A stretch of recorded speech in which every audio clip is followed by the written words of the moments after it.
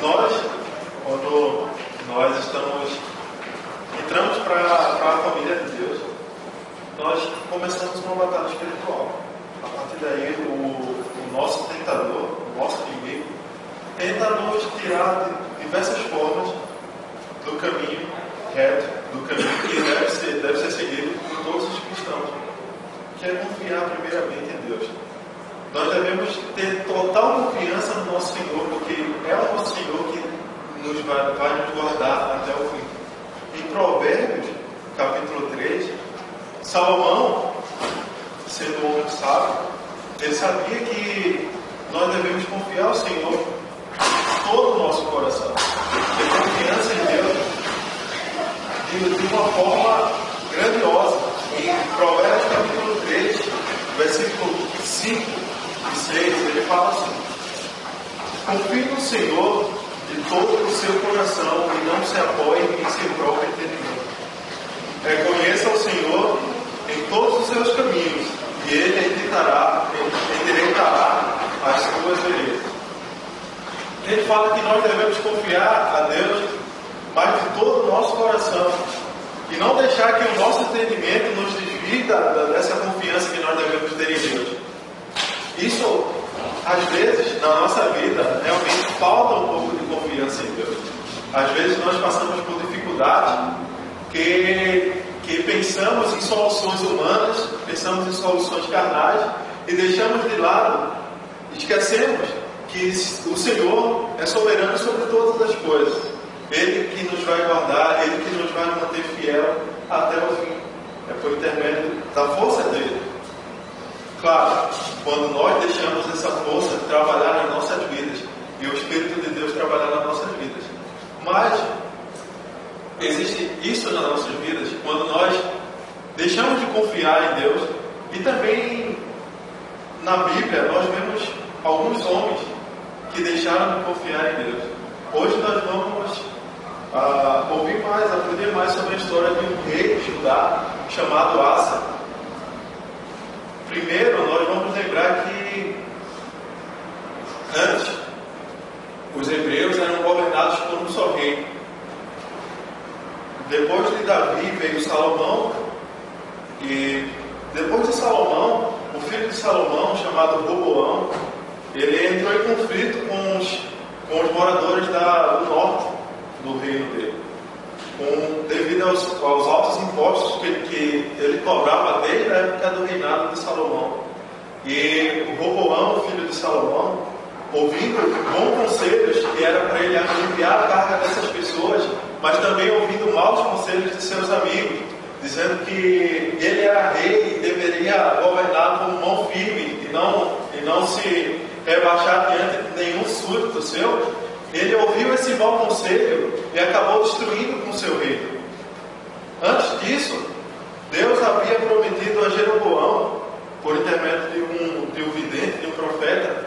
O profeta fez o seguinte: pegou uma capa que ele estava vestindo, e dividiu essa capa em 12 pedaços, simbolizando as 12 tribos do reinado de Israel.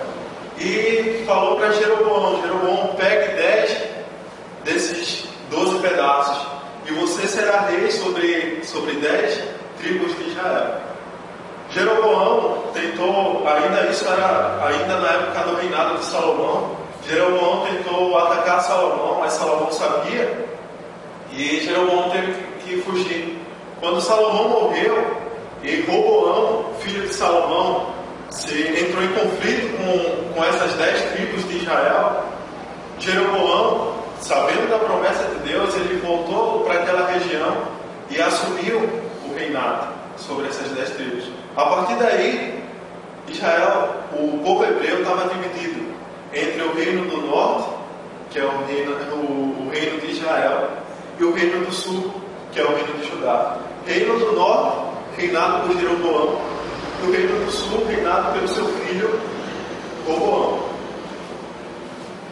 Mas a gente vê que esses dois reis, eles fizeram coisas que desagradassem ao Senhor. Jeroboão, rei do norte, com medo que o povo fosse ao sul para adorar a Deus em Jerusalém, ele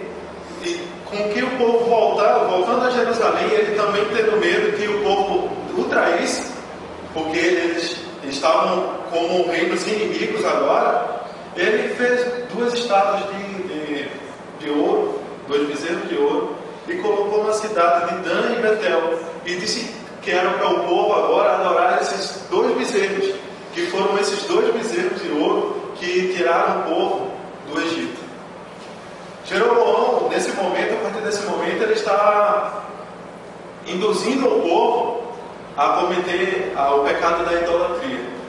Roboão também, por sua vez, também cometeu o pecado da idolatria. Ele fugiu dos preceitos do Senhor, fugiu dos preceitos do seu pai, do seu avô Davi, principalmente. E ele também cometeu idolatria. Aí nós estamos vendo 2 reinos separados por causa do pecado, por causa dos novos conselhos que Roboão ouviu, e também esses 2 reinos tomados pela idolatria, e seus reis induzindo o povo a continuar na idolatria. O filho de Roboão também praticou idolatria. O filho de Roboão, chamado Abias, ele também induziu o povo, continuou deixando que o povo praticasse a idolatria. No reino do norte também, Jeroboão teve seu filho Nadab como rei após ele, e também Nadab, um curto período de tempo, também continuou induzindo o povo à idolatria. Mas Nadab chegou um certo homem chamado Baasa, que matou Nadab e tomou o reino dele. E esse homem, Baasa, também induzindo o povo à idolatria. Você vê que Jeroboão, Nadab e Baasa no reino do norte, 3 reis induzindo o povo à idolatria. No reino do sul também, Roboão e Abias, seu filho, induzindo o povo à idolatria. Mas chegou um momento que Deus preparou um homem para o reino do sul, o reino de Judá, que transformasse mudasse o contexto da história. Em 1 Reis, capítulo 15, a gente vê o que é que Deus prepara para o reino de Judá. 1 Reis, capítulo 15.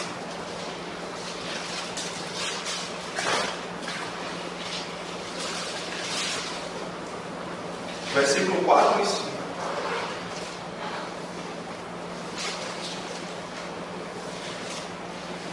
Deus, vendo que o rumo que o seu povo estava tomando, ele lembrou de Davi, lembrou do amor que ele teve para Davi, e lembrou do amor que ele tem com o seu povo, e preparou um homem, uma lâmpada em Jerusalém. No versículo 4 fala assim: no entanto, por amor de Davi, o Senhor, o seu Deus, concedeu-lhe uma lâmpada em Jerusalém, dando-lhe um filho como sucessor e fortalecendo Jerusalém. Pois Davi fizera o que o Senhor aprova, e não deixaram de obedecer a nenhum dos mandamentos do Senhor durante todos os dias de sua vida, exceto no caso de Urias, o hitita. Você vê que Abias também era um rei mau, mas Deus preparou o filho dele para que ele reinasse com bondade, reinasse seguindo os caminhos retos do Senhor. O filho de Abias se chama Asa. Asa, depois da morte de Abias, ele reinou sobre Israel e preparou uma mudança tremenda no povo de Israel. Ele tentou mudar a realidade do povo, ele voltou ao Senhor. Agora nós vamos acompanhar a história do rei Asa no livro de 2 Crônicas, capítulo 14. Fica mais detalhado nesse livro de 2 Crônicas. 14.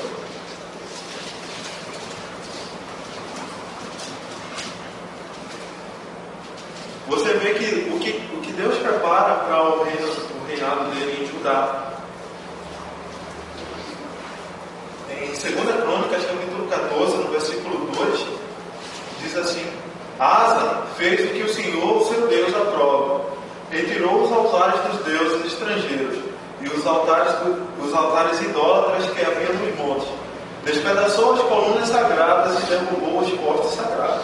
Ordenou ao povo de Judá que buscasse ao Senhor, o seu Deus, o Deus dos seus antepassados, e que obedecesse às leis e aos mandamentos dele.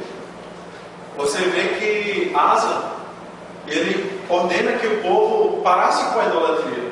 Ele destrói o que tinha de monumentos idólatras e ordena que o povo volte a adorar ao Deus dos seus antepassados, o Deus que realmente é Deus deles.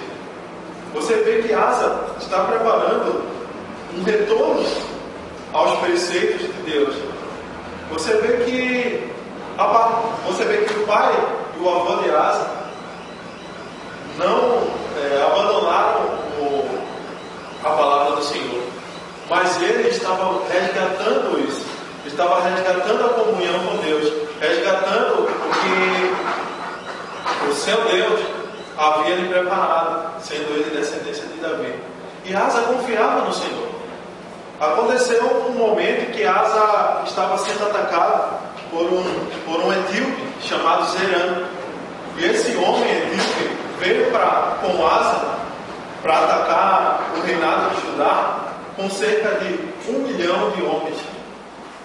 E Asa só tinha 500 mil. Tinha metade do exército do etíope, Zerã. Só que ele confiou no Senhor. Ele confiou que Deus era soberano sobre todas as coisas. Nós vamos ver isso em 2 Crônicas também 14, versículo 8 a 12.